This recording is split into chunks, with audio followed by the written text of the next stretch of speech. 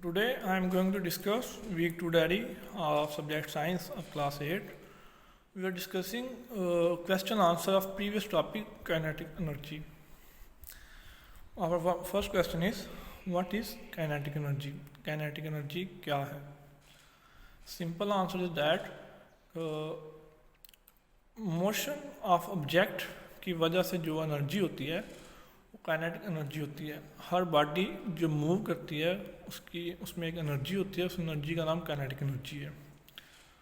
हम इसकी रीडिंग करते हैं. Kinetic energy is the energy an object has due to its motion और मूवमेंट. किसी भी बॉडी का उसकी मोशन या मूवमेंट की वजह से जो एनर्जी होती है इसको काइनेटिक एनर्जी कहते हैं. All moving things have kinetic energy. हर हरकत करती चीज़ में काइनेटिक एनर्जी होती है. What two things does kinetic energy depend upon? किन दो चीज़ों में काइनेटिक एनर्जी डिपेंड करती है? The kinetic energy of an object depends upon both its mass and its velocity. Kinetic energy mass और वेलोसिटी दोनों पे डिपेंड करती है किसी भी ऑब्जेक्ट के. यानी अगर मास और वेलोसिटी ज़्यादा है तो काइनेटिक एनर्जी ज़्यादा होगी, मास और वेलोसिटी कम है तो काइनेटिक एनर्जी कम होगी. एग्जाम्पल, इसकी नेक्स्ट क्वेश्चन में इसकी एग्जाम्पल, इससे आपको मज़ीद ब्रीफ हो जाएगा. Explain why a flying aeroplane has more kinetic energy than a flying insect. Explain why a flying aeroplane has more kinetic energy than a flying insect. कि एक एरोप्लेन की kinetic energy as compare to insect ज़्यादा क्यों है?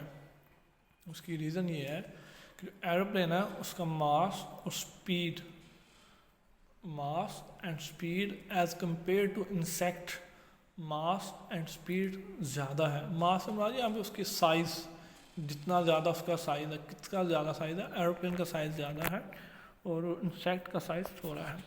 तो इसलिए aeroplane की kinetic energy ज़्यादा है और इंसेक्ट की काइनेटिक एनर्जी कम है, क्योंकि एरोप्लेन का मास और साइज़ ज़्यादा है. An aeroplane has a large amount of kinetic energy. On the other hand, a flying insect has a small amount of kinetic energy due to its small mass and velocity. Aeroplane की kinetic energy flying insect की kinetic energy की निस्बत ज़्यादा है, क्योंकि aeroplane का mass और velocity as compare to insect ज़्यादा है.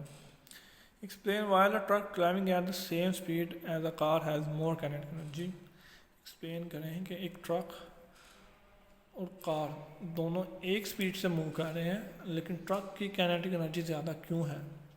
ट्रक और कार दोनों की स्पीड एक है, लेकिन ट्रक की काइनेटिक एनर्जी ज़्यादा है. इसकी क्या रीज़न है? इसकी रीज़न ये है कि ट्रक का मास यानी ट्रक का जो साइज़ है एज़ कम्पेयर टू कार ज़्यादा है.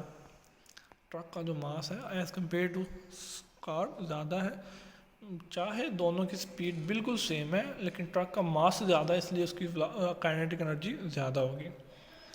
जितना ज़्यादा मास होता है उतनी ज़्यादा काइनेटिक एनर्जी होती है. Truck has more kinetic energy than a car because its mass is greater.